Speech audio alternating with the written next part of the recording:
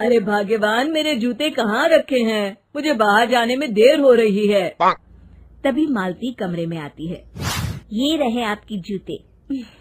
मैं इन्हें साफ करने के लिए ले गई थी। अरे वाह, तुम कितनी समझदार हो। मेरे बिना कुछ कहे ही सारे काम कर देती हो। तभी मालती झिझकते हुए रमेश से कहती है, सुनिए जी, आपसे एक बात कहूँ, बुरा तो नहीं मानेंगे ना? अरे नहीं नहीं, बेफिक्र होकर कहो। शादी से पहले मैं अपने मायके में नौकरी करती थी। मैं चाहती हूँ कि अब मैं फिर से नौकरी करना शुरू कर दूं। वैसे भी सारा दिन घर में बोर हो जाती हूँ।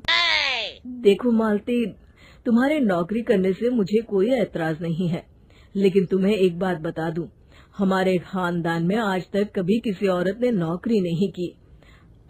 फिर भी एक बार तुम माँ से पूछ कर देखो, अगर वो तुम्हें नौकरी करने की इजाजत दे देती है तो अच्छी बात है। रमेश वहाँ से चला जाता है। फिर उसी शाम मालती अपनी सास के पैर दबा रही होती है। तभी उसकी सास मालती से कहती है, अरे क्या बात है बहू, आज तो ठीक तरह से मेरे पैर नहीं दबा रही। किसी ख्याल में खोई पड़ी है क्या? मैं भी तो जानूं आखिर बात क्या है। अब दरअसल वो माँ जी। अरे हाँ हाँ बोलो, इतना सोच क्यों रही हो? माँ जी, अगर आप बुरा न माने तो मैं नौकरी करना चाहती हूँ। घर के काम करने के बाद मेरे पास काफी वक्त बच जाता है। मालती की ये बात सुनकर उसकी सास गुस्से में कहती है, अरे बहू, तेरी तबीयत तो ठीक है ना? आज ये कैसी बहकी बातें कर रही है?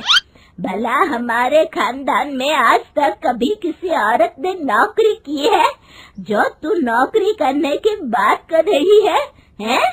अरे बहू, तू क्या रिश्तेदारी में हमारी नाक कटाना चाहती है?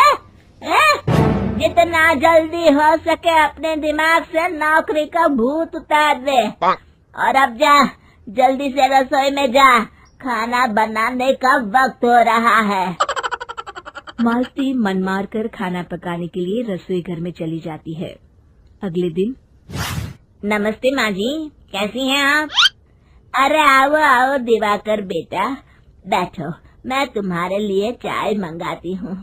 बहू, जरा एक कप चाय तो लेती आना। फिर दिवाकर एक फाइल खोलकर मालती की सास के सामने रख देता है। ये देखिए माँ जी, ये है पिछले महीने का हिसाब और ये रहे मुनाफे के रुपए। एक बार हिसाब